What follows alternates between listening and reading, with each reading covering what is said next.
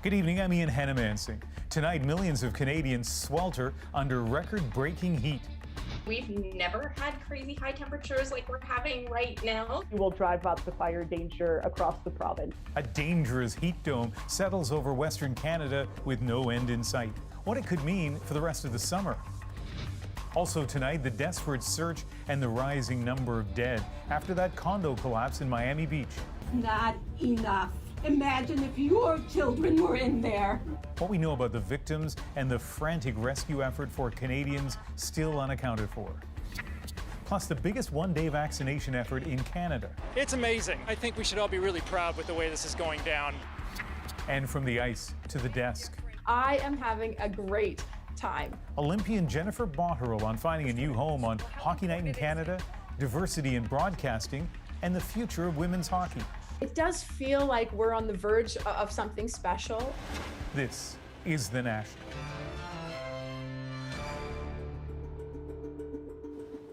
Well, here's a look at Vancouver Harbour tonight. Metro Vancouver and, in fact, much of British Columbia in the grips of a record-setting heat wave. Ask anyone in Western Canada, for that matter, and they'll tell you it is a scorcher. Millions of people are baking, sweating, and sweltering in weather unlike anything ever seen in this part of the country. Tonight, Lytton, British Columbia broke an all-time Canadian temperature high, 46 degrees. And it's not just here. The dangerous heat extends across 3 provinces and 2 territories, dozens of communities affected, places that just aren't used to these temperatures. And officials say it could all mean a nasty, fiery summer. Erin Collins starts our coverage tonight. At this Calgary homeless shelter, an emergency call answered. I'm just dropping off some bottled water with the kids here, so, it's really hot out, obviously. As the mercury rises, the need for basics like water does too. It's not fair that they can't have any and we can, because everyone needs to drink water, and if they don't, they would die. Well, this shelter nearly ran out of water last week. Today, there's a mountain of it. It should carry us through till the end of September, hopefully. And it wasn't here just a few days ago? No, literally, there's nothing back here. We had drained all of our water last week with the initial heat wave that came in. And so this is the response of an amazing, generous community in Calgary. Temperatures are expected to soar as high as 38 degrees in Alberta this week and won't begin to cool until next week. We're going to see highs of 35, 38. I mean, come on. Next Wednesday, 38 degrees. I mean, that's 16 degrees warmer than normal. And that heat can often lead to fires in Western Canada. Unprecedented heat for Alberta, which definitely will drive up the fire danger across the province. So it's a critical time for wildfires. Temperatures in parts of BC hit 40 degrees today. Great beach weather, but bad news for air quality in the province. We've never had crazy high temperatures like we're having right now, so this is unprecedented in the history of the Lower Mainland region. The heat wave smashed dozens of records in BC over the weekend. Dangerous temperatures that have many scrambling to stay cool. It's so fun and I love it. The hot weather a pleasant change for some. This is unseasonably warm. We'll take it though. Sometimes we get snow in June, so we'll take the sun as we can get it. Some summer fun, the upside to temperatures that for many are anything but. And Erin, tonight we're getting word of closures in parts of British Columbia. What are you hearing? Well, Ian, it's warm here. It's in the mid-30s, but you can imagine what it's like being 10 degrees warmer in BC in the mid-40s. So with that heat, some people are throwing in the towel. Some places, shops, cafes, and of course, schools in places like Abbotsford and Port Moody, well, they're throwing in the towel. They're closing immediately. In Vancouver, schools are going to be staying open, but there's going to be cooling stations at the schools to try and help those students who've had a long year already escape the heat. Thanks, Erin. You bet. And CBC News meteorologist Johanna Wagstaff joins us from the heat of North Vancouver. And Joe, you prepared us for this on Friday on The National, and indeed, British Columbia has set the all-time heat record for Canada. That's right, Ian. And I think meteorologists right across the country knew that the BC interior, especially Lytton, had a shot of one day breaking that all-time temperature record held in southern Saskatchewan. Nobody expected it to break this early in the season, and on back-to-back days, we'll likely break it again tomorrow, getting over that 46-degree mark. And there's a chance we could break that all-time record in the Fraser Valley, Abbotsford, possibly hitting that 46-degree mark tomorrow. That was on no meteorologist bingo card that nobody wanted to play as far as what city was going to take that all-time record. We just don't see that heat even out in the Fraser Valley. The other thing that's so exceptional with this heat dome that has centered itself over British Columbia is how high up in the atmosphere it is. The tops of our mountains, places that normally see temperatures below the freezing all year round, are at 10, 20, 30 degrees, Ian, and that is leading to rapid melt and even flood concerns. And Joe, what do we know about when this will end? The heat dome is shifting eastward slightly. We're going to get a bit of a cool down on the south coast for Tuesday, but we're still talking hot. Normally, we see a nice transition to marine air. It's like a switch has flipped. We're not going to get that. It's going to be hot right through to next weekend. Ian, I'm headed to my sister's basement. That's probably where I'll be over the next few days. This is historic stuff. Yeah, we don't have air conditioners, but at least a lot of us have basements. Thanks, Joanna. You're welcome. To Miami now, where rescuers have been searching for 4 days, but after the sudden partial collapse of a condo building filled with people, progress has been slow and dangerous. Workers have dug deep into the debris, but they've found no spaces that could hold survivors, and they're hearing no sounds from within. 9 people are now confirmed dead, but more than 150 remain unaccounted for, and at least 4 Canadians are among them. Katie Simpson is on the scene in Miami. Katie? Ian, nearly 4 days into the search for survivors, friends, family, they are growing increasingly exhausted as they wait for any new information. The search and rescue team has finally caught a break. A fire that burned beneath the rubble for days is now out, allowing crews to dig a deep trench and better search the debris pile. Getting the fire and the smoke under control was very, very pivotal, and the good weather today were 2 very positive developments. There is still hope survivors will be found, but the slow nature of this operation is agonizing for the families of the missing. Frustrations boiled over at a private briefing with first responders shared on social media. And I know you're doing everything you can, but it's not enough. You gave us a promise and you're not fulfilling it. Relatives were taken by bus for private tours of the site in person, their first up-close look at the search and rescue mission. As the wait for information drags on, people here are doing what they can to comfort themselves. David Cohen wanted to be as close to the site as possible to pray. I have friends, very close friends, that are underneath the ruins and the what is left of the building, and I'm just praying that they're still alive. A small memorial is growing along the beach, a place that has long brought so much joy, now home to a national tragedy. It's just, the first thing I feel is it's sad. It hurts. You feel everyone's pain. 4 Canadians from 3 different families are among the missing. Government officials here in Miami are doing what they can to get them information and provide support. This is a terrible situation. It's shocking and it's tragic. So first of all, our sympathies to these people having to deal with a terrible situation. And with this many Canadians in Florida, people are going to want to know, because anybody could feel like this could be me.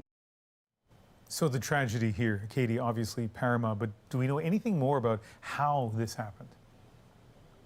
There's still no official explanation yet, Ian, but there was a 2018 independent investigation or inspection of this building, and that inspection found there was flawed construction as well as significant structural concerns. However, that report did not say that the building was in any sort of imminent danger. A multi-million-dollar renovation was planned for this year, but obviously that can't happen. Ian. All right, Katie in Miami Beach tonight. Thank you.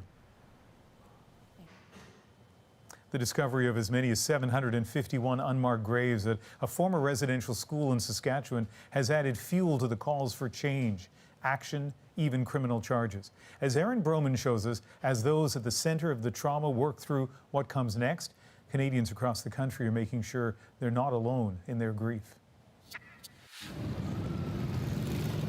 In a show of support from Winnipeg's Sikh community, more than 100 riders headed to the site of a former residential school today in Brandon, Manitoba.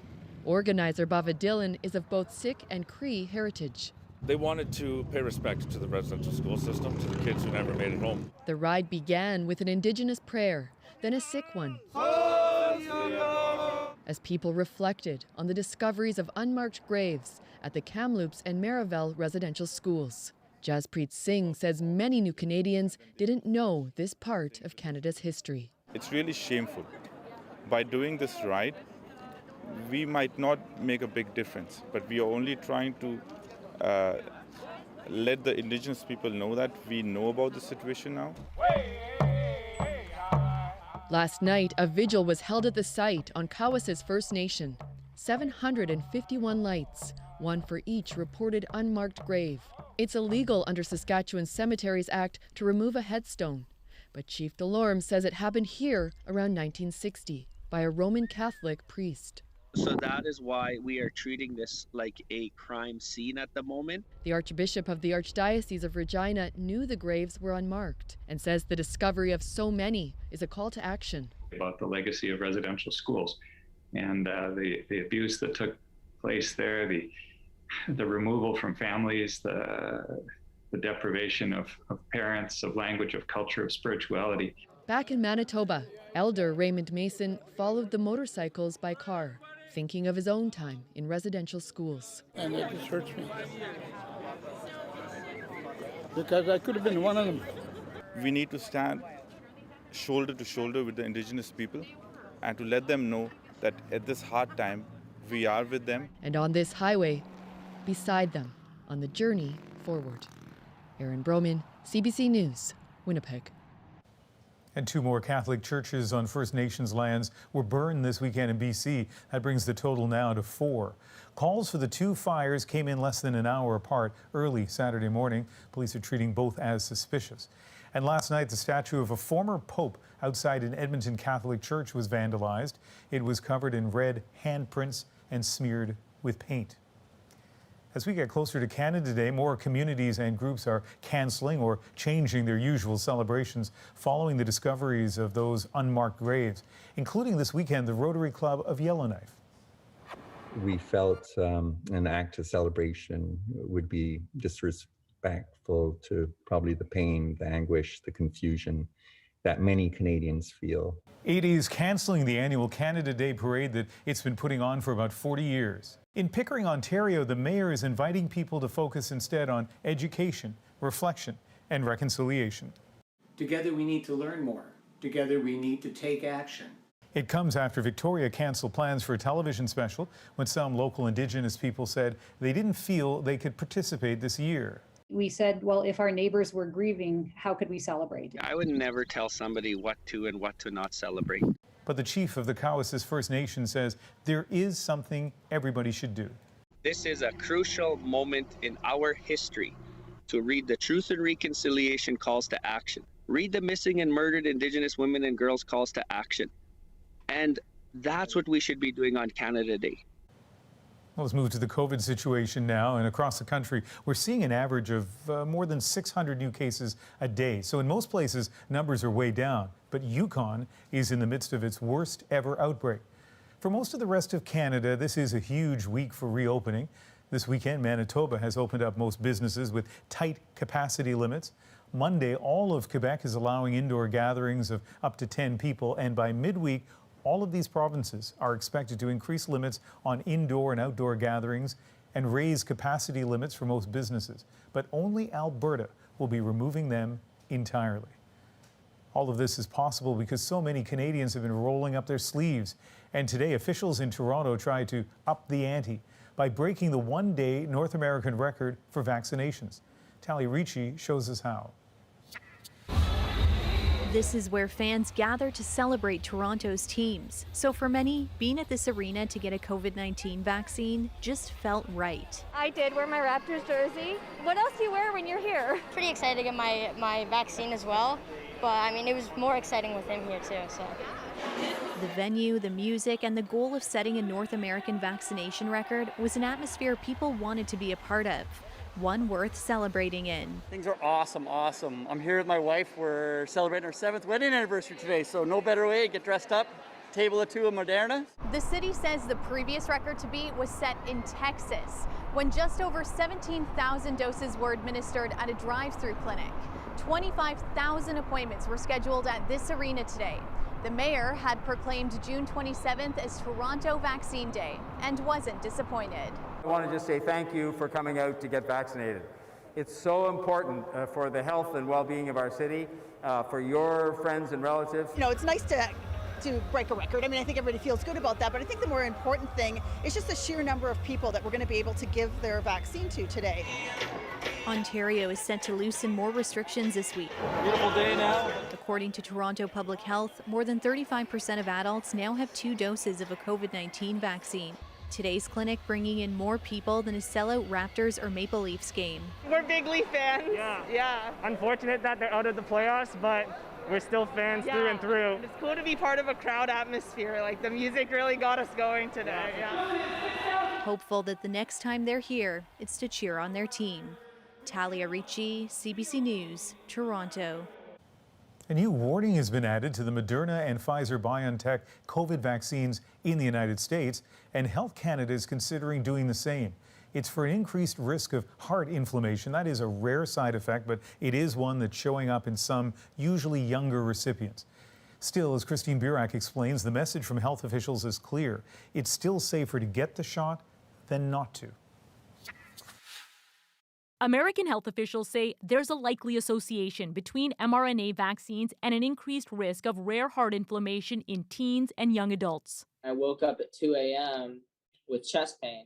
16-year-old Noah Hires went to hospital 2 days after his second shot. We've vaccinated about 20 million young people, and we have received about 300 cases now that we're looking at. The U.S. CDC says most cases of myo and pericarditis were in males 16 and older. Symptoms were often felt within days of the second Pfizer or Moderna dose, and no deaths have been reported. All of these people tend to do very well. The benefits of vaccination far outweigh the risk. The CDC says the risk from the Delta variant is greater. For every million male teens, an estimated 5,700 will get COVID. Over 200 will end up in hospital, 71 in ICU, and 2 teens will die. Vaccinating this group would result in 56 to 69 mostly mild myocarditis cases. This experience was much better than getting COVID. A warning just means this is something you need to be aware of. Dr. Brian McCrindle is a cardiologist at Toronto Sick Kids Hospital. He's seeing and treating myocarditis cases after vaccination with ibuprofen or Advil. His advice to parents? This risk is very, very low. We're at a critical time point in the pandemic where we need to get as many people vaccinated as possible. The first couple of days were definitely like the worst. 20-year-old Samantha LaFrenz had heart inflammation after her second Pfizer shot. Her mom says parents should watch for symptoms like trouble breathing and chest pain. There's nothing wrong with having them looked at, but don't let this scare you into not getting vaccinated. She has seen the risks and still wants all her children fully protected from COVID. Christine Burak, CBC News, Toronto. This was the last weekend of Pride Month. Typically, the streets of many big cities would be full of floats, rainbows, and pride. But for the second year, the pandemic kept Toronto's Pride March to the virtual world. The festivities were a 40th anniversary celebration of the city's LGBTQ history and diversity. They were hosted by Canada's drag superstar Priyanka. I hope you're enjoying the show. I hope you're having an incredible time, and I hope that you're falling in love with me. Elsewhere in the world, the downward trend in COVID infections meant people marched in person. This is really a movement of people that are very passionate about their activism. The streets of New York were awash in colors and rainbow flags. Revelers chanting and twirling as they made their way through the city. But a very different scene in Istanbul, where police in riot gear pushed and shoved to break up a pride parade. Turkey has repeatedly banned events like this in recent years, but people have continued to march in defiance. A tornado hit a small Ontario town, leaving a path of destruction. Look at that tree. We'll hear from one couple who got in their car to flee to safety as the twister hit. It all happened really fast. And they may seem harmless, but these caterpillars are invading some parks with devastating consequences. It's very, very sad to see trees being decimated. Plus, the Habs are getting ready for the Stanley Cup Finals, and so is broadcaster Jennifer Botterill. He did look good. My conversation with the hockey analyst about her move from the ice to the desk and the future of the women's game. It does feel like we're on the verge of something special. We'll be right back.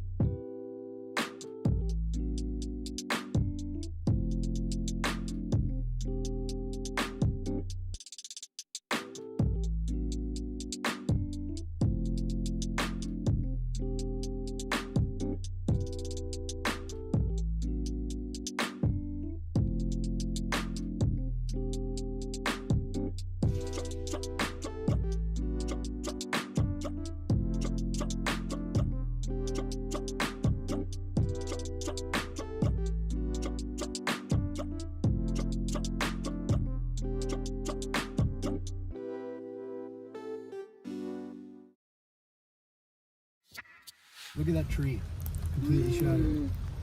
At least one tornado tore a path through Midwestern Ontario near the small town of Chatsworth late yesterday afternoon. Resident Brittany Wright and her boyfriend recorded the aftermath.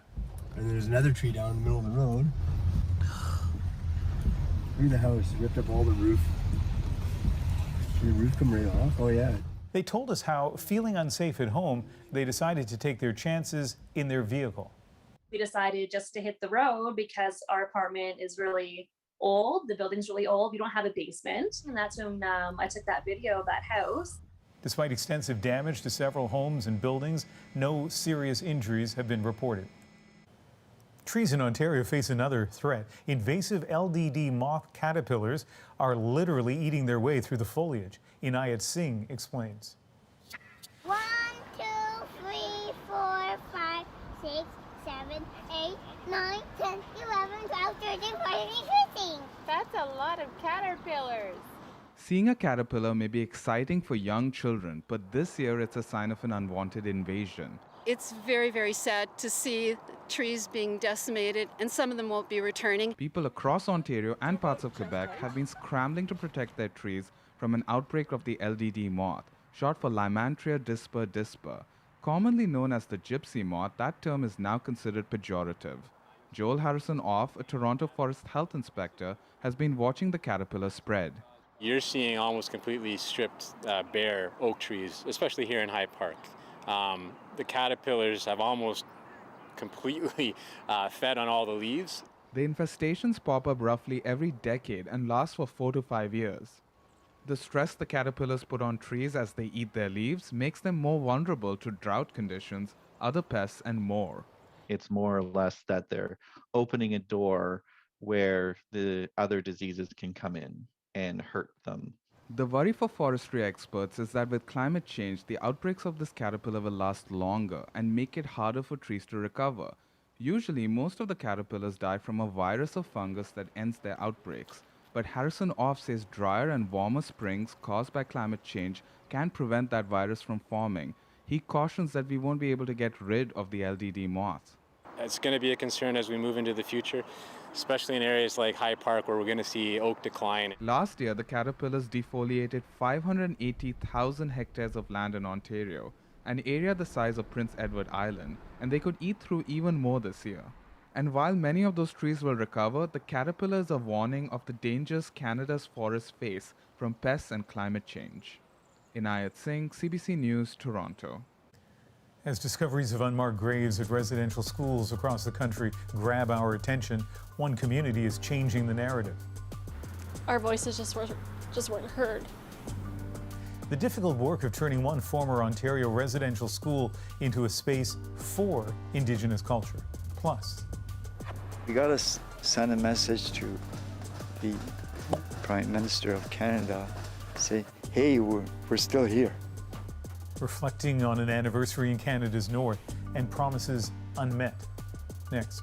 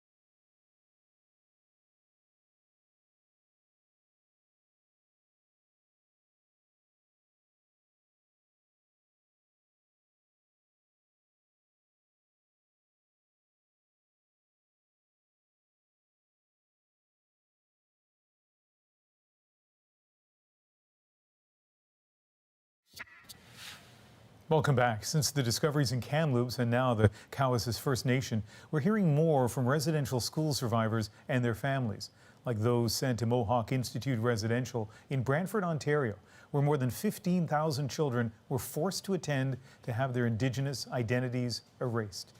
Nick Purdon examines the building's role now as a centre of healing and remembrance. It was late at night. It was really dark in here, and this whole room was filled with bunk beds all the way around over to the other side, with about 60 kids.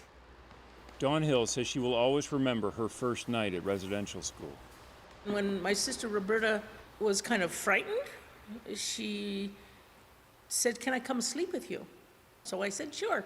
She crawled in bed with me, and we kind of looked around, talked a little bit about where we were, and kind of being both a little afraid. What Dawn didn't know is that here, sharing your bed with a sibling had consequences. We got the strap, and we had welts from the crook of your arm down to your fingertips. I mean, how could you strap a little 6-year-old or a 7-year-old that harshly? And it wasn't soft. It was really hard like that.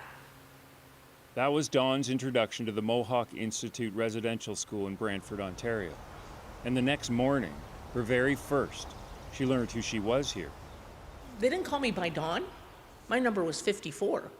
My sister was 34. So if they wanted to talk to me, they'd say, "Number 54, come here." It became a very lonely place because nobody really hugged you. Nobody said you did anything really well. I remember I was writing one time in class, and I was trying to do cursive writing, and Miss Cripps, that was her name, our teacher, she was walking up and down the aisles, and she comes along, whacks me right across the knuckles with the pointer. Well, I don't know what she was expecting, because I couldn't even hold the darn pencil after that, never mind write. And so, our whole environment was one of violence, uncaring people. Dawn spent 4 years at the institution. She was one of 15,000 kids who were required to attend during its 140 years in operation.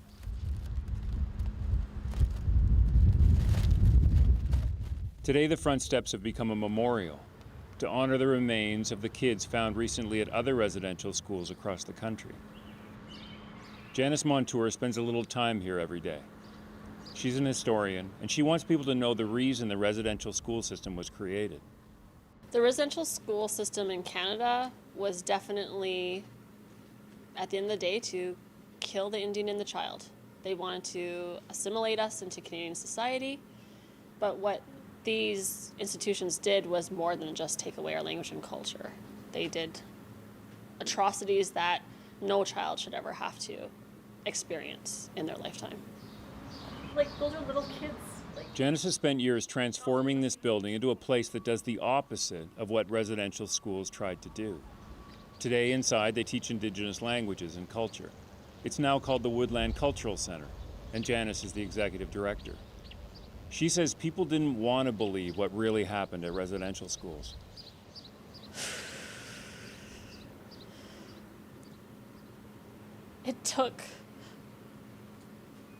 Why did it take a mass grave to prove what our communities have been saying for years about these places?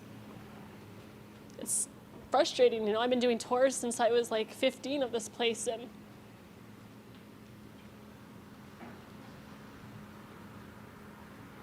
our voices just weren't heard, and that's the frustrating part. Janice says a question that needs to be answered is whether there are remains on the grounds here. Mark Hill, the chief of Six Nations, wants to lead the search. Some people are already sold on the fact that there are remains to be found in this area, just based upon what survivors have said and been telling us for quite some time.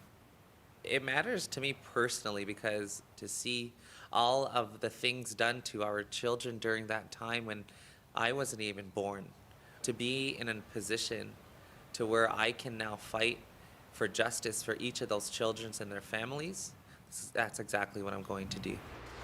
And in the middle of the night, we'd have to go down to the bottom. The people, like Dawn Hill, who made it out of residential school alive, call themselves survivors. Dawn wants people to know the price she and her sister paid. My sister, she was molested by the minister. She told me what happened and when. And all those years I didn't know.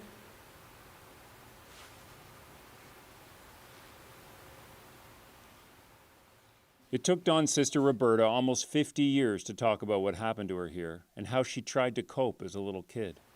So after it happened and she knew she had to go to church and he was there, that first Sunday afterwards, she was getting ready for church and she was so afraid. She's just so upset and everything. Her nose started to bleed and it wouldn't stop. So she said, they didn't make me go to church that day. And then she said the following Sunday, she knew she was supposed to go again. She started punching herself in the nose to make her nose bleed so she wouldn't have to go. I think it really changed her. I think that's where my bed was and my sister's was over there. Dawn grew up to be a teacher. She has a daughter and grandkids of her own. Pipes. And she remembers that as a little girl herself, all she ever wanted to do was play. You see these pipes up here? Eventually, over the years, I migrated to the top bunk, so I would swing on those pipes across the room. And I know Miss Ton came in one time, and I was over there. My bunk bed was over there. I had to swing back all the way down and get down and get the strap. I knew it was coming. The last of these institutions in Canada closed their doors in 1997. We know their legacy will be with us for a long time. But maybe there's one thing we can do today, knowing what happened to the kids inside. Stop calling them schools. Nick Purdon, CBC News, Brantford, Ontario. And a reminder, the National Indian Residential School Crisis Line is available if you need help. The number on your screen is staffed 24 hours a day. This summer marks a difficult anniversary for Indigenous people in much of Canada's north. It was 100 years ago that they signed what's known as Treaty 11 with the British Crown. They thought it was one of peace and friendship. As Juanita Taylor explains, that's not what happened. A long-awaited gathering in the Dead Show. It's what Dene have always done this time of year since time immemorial. But today, people are commemorating what happened 100 years ago, the first signing of Treaty 11 with the Crown here in Fort Providence in 1921. In Canada, they wanted us to become faithful Canadians. The Crown's interest in this part of the North came from the 1920 discovery of oil in Fort Norman. Then in 1921, it sent officials down the Mackenzie River with a pre-written treaty citing peace and friendship. But as Chief Joachim Bonnet Rouge knows through oral history, Treaty 11's intent was the opposite. Their big concern was, of course, the land, the environment, and concern about the changes that would come. Sure enough, it was true. Treaty 11 forced the Dene to surrender their land and empower the Crown to regulate their rights to fishing, hunting, and trapping. And that has leaders today reflecting on the significance of this 100-year anniversary. They met for the 3 days with Commissioner Conroy. There was never, ever any mention of land. An important part of history, not only for the NWT, but also for Canada. If you're Canadian, you're part of the treaty as well, too. Denise Nakeko says Treaty 11 paved the way to modern-day treaties. Well, there would be no country, this nation-state, there would be no existence of it without those treaties and without Indigenous peoples. So we're nation builders. The anniversary is also important for this Dene writer.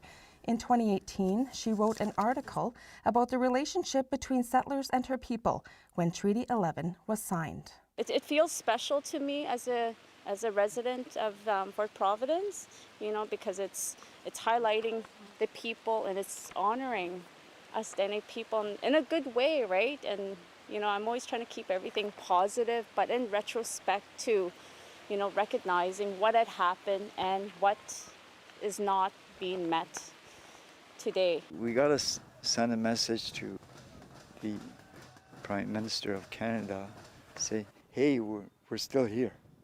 There are at least a dozen more events scheduled in communities down the Mackenzie River, following the route made by the Treaty Party 100 years ago. Juanita Taylor, CBC News, Fort Providence, Northwest Territories. Sad news from Ottawa's Jewish community tonight. Rabbi Reuven Balka, the man known to many as Canada's rabbi, has died. A revered leader, Balka was the rabbi emeritus of his Ottawa congregation for more than 5 decades.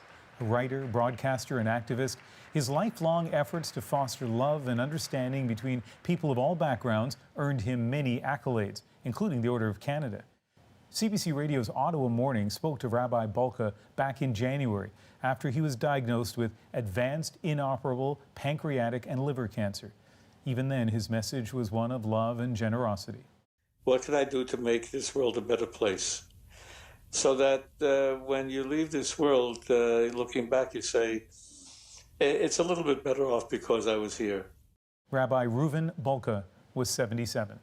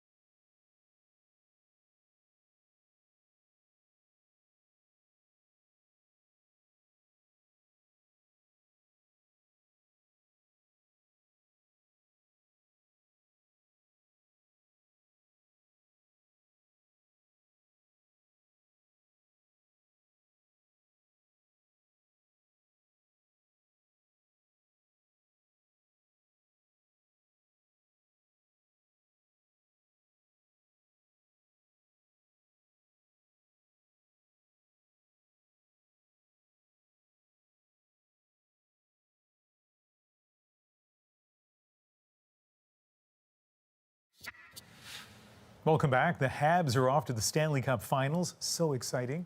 But there's a bit of worry among some fans today after a player was left home out on COVID protocol, meaning he may have been in close contact with someone sick or showing symptoms. Valeria Corey Minocchio has more. Habs general manager Marc Bergevin broke the news this morning. Forward Yoel Armia won't travel with the team for the start of the Stanley Cup final in Tampa. It's not ideal. It's something we've kind of been dealing with all year. Army's obviously an important player for us. It's just another little piece of adversity we'll have to deal with. Armia is having a productive postseason, scoring 5 goals and 8 points in 17 playoff games. But Habs fans say this is just another bump in the road to the Stanley Cup. I think that the team has learned to roll with the punches. Obviously, Dom Ducharme has been out. I think the team can adapt.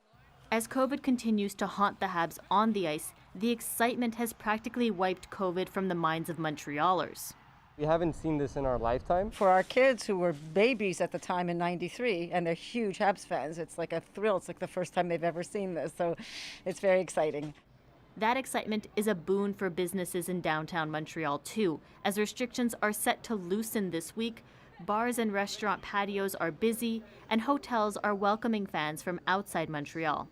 The Habs making it to the final is quite literally the electric shock everybody was hoping for. Some people, they don't know about hockey at all, and they become like fan, and people, they're asking about jersey again and again. And the most selling one was Carey Price, but since yesterday, it's Caulfield take over. Game 1 of the final is tomorrow. Fans are hoping the team keeps rolling with the punches and brings home the Stanley Cup for the first time in nearly 3 decades. Valeria Corey Minocchio, CBC News, Montreal. Olympic champ Jennifer Botterill will be part of the finals, doing analysis on Hockey Night in Canada. And while she now has a regular gig analyzing the men's game, she hasn't stopped working to grow women's hockey. I spoke to her about that and more. And Jen, just a sense of the first 20 minutes. Well, how important it is to have an approach to play to win. And that's a big difference from wanting to not lose. Jennifer Botterill has had that winning approach for years. Jennifer Botterill now beats the defense, in on goal. Botterill scores! Her Hockey Canada resume includes 3 Olympic gold medals and 5 world championships. How did you feel that Charlene played today in that? I thought she did well. I think for her it was just getting a little bit used to the game experience. She retired after the Vancouver Olympics and went into broadcasting as a game analyst. Let's go ringside. Here's Jennifer Botterill. Thanks, Brendan. Well, 4-on-4 will provide the team with a little bit more space. And in 2018 made the move to the United States, working between the benches for the New York Islander games. Jennifer, obviously we wanted to know how Jean-Gabriel Pajot would look in the opening period. Looked good. He did look good, and he's a player that you could describe as very reliable. Back in Canada and on the desk with Ron McLean this past season, the Hockey News has called her a breakout star. You're doing something bold, meaningful, long-lasting. She is a supporter of the Professional Women's Hockey Players Association, the PWHPA, and she feels it will soon lead to the creation of a new professional league for women. Jennifer, thank you very much for joining us. It's a pleasure to connect with you. Thanks for having me, Ian. You are living the dream. So many people, maybe even me to an extent, would love to be on Hockey Night in Canada. What is that like? Well, it's been really enjoyable. That I love the game of hockey, and if I look back at my competitive playing days, I feel very fortunate for that experience. And now to have the opportunity to stay connected to the game, but in a different capacity, has been a real thrill for me. I hope when we do an interview in even 2 or 3 years that the fact that you're a woman in this role is incidental. No one even talks about it. But look, we're at a moment in history in broadcasting where there are more and more women in sports, including hockey. How significant is that part of it for you to be a woman doing this job now?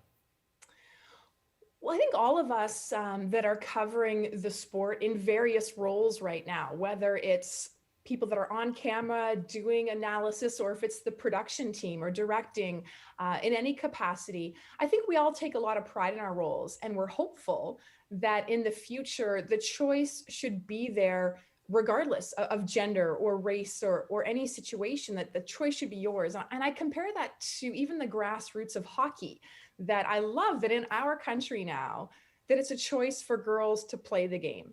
And for all of us involved, on the business side of sport and covering the sport, I think all of us feel very strongly that the choice should be there in any role in hockey, whether it's in broadcasting, whether it's in coaching or executive roles in the league. I think we're hopeful that in any role, that choice should be available. I read a really interesting story about a moment, the way you'd kind of pause and reflect as you headed from classes to the rink at Harvard. And I wonder if you use that approach today. Very much so. And I look back and I feel very fortunate for my experience at Harvard, both as a student and as a hockey player. And I do feel like I developed a lot as a person, and I called them little moments of appreciation. And I would say it's very much the same when I'm heading into the studio, and whether it's Hockey Central or Hockey Night in Canada or a Stanley Cup playoff game, that it is busy and it's intense in those moments, knowing that it's potentially millions of people that are watching. But that's also the excitement, the thrill. And if you think back to being an athlete and playing in front of millions of people, those are the moments that you train for and you prepare for. And I very much carry that forward to these opportunities as a broadcaster and as an analyst, to say, well, these are the moments that you want to shine and you want to thrive in these moments. You are much more, of course, than a broadcaster and a former hockey player. You're an advocate of women and girls hockey right now. What does success look like to you? How would you define success for women's hockey? Success is on a few levels. I've certainly supported the PWHPA, and they believe in a sustainable women's professional league.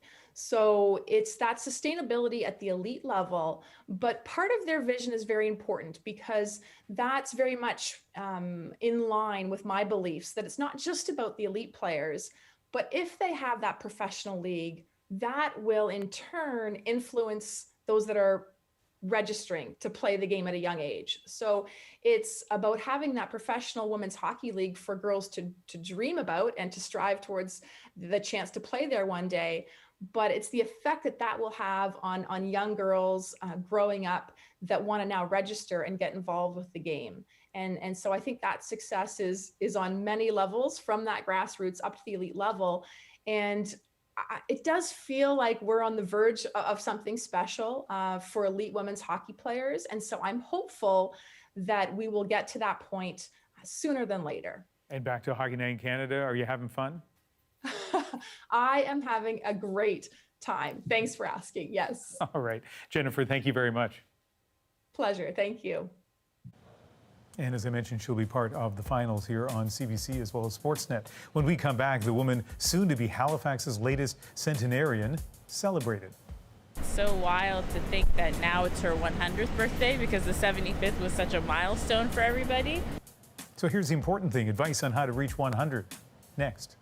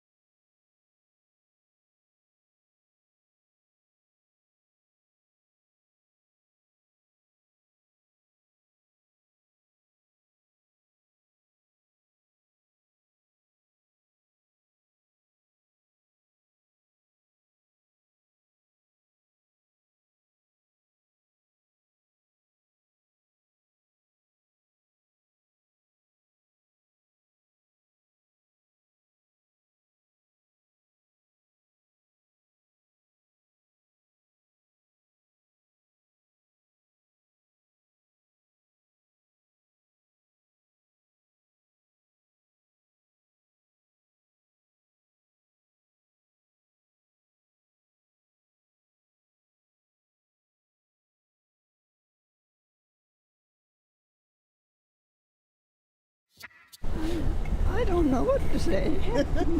Are you excited? Yeah. This is Margaret David Gordon. On July 1st, she'll turn 100 years old. She's lived through the Second World War, the invention of the internet, even coming down with COVID. And now her party has already started. While wishes from family and friends have started pouring in, Margaret's once-in-a-century moment is our moment. That one's from the Lieutenant Governor. Yeah, we got all kinds at home. Oh, and this one's from the Prime Minister of Canada. I don't know what to say. Are you excited? Yeah. So it's nice to spend time with her now and talk with her and sometimes just watch TV with her. And she always gives kind of little tips here and there. You have to kind of wait for them, and sometimes she just says it one time. So she's been sharing some kind of mini messages to me. She tells me to stay away from stupid people often, which I think is very helpful. You say that a lot, don't you, Granny? You always say, stay away from stupid people. You know, we're just glad she's alive, and we're gonna celebrate. We're gonna put music. She loves to dance. We're gonna put music, and we're gonna have cake, and we're gonna just be thankful. By the way, you heard right. She did get COVID, but according to her family, quote unquote, she just breezed through it. And in terms of life advice, which often people do go to those who turn 100 and ask for that, besides what you heard, avoid stupid people, she also mentions to her family that try to change things up and drink lots of water. Good advice. That is The National for June 27th. Good night.